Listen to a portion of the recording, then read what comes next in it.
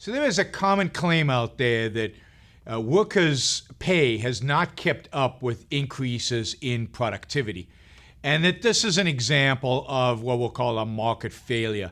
Of capitalism doesn't work, free markets don't work, so because workers should get paid exactly based on their increase in productivity. So first let me say that there's some question about the validity of the findings, of the actual results. It depends on how you measure worker pay, how you measure productivity. So the empirical evidence, I think, is shaky with regard to the relationship between pay and productivity.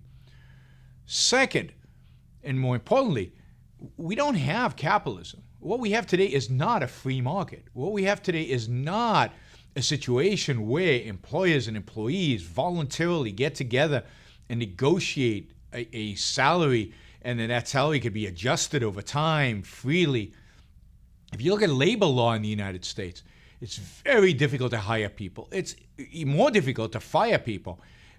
You're required as an employer to give your employees all these benefits, even if they don't want those benefits, even if they don't add up to anything.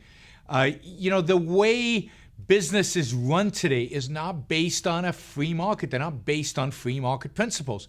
So to extrapolate from any empirical fact today and then say, well, this is how markets work and therefore markets have failed and it's no good, is illegitimate, because what we have today are not markets. So the empirics that you evaluate today, particularly in these aggregate senses, I mean, if you look at a particular company and you can control for all these other factors, you can learn something about markets.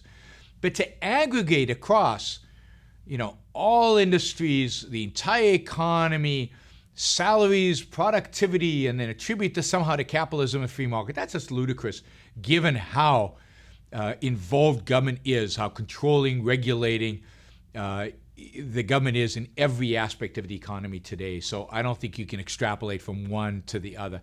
And then, of course, there's just the economic question of the relationship between salary and increase in productivity. And generally, in a free market, what you would see over time, on average, is that as a worker's productivity goes up, his wages go up.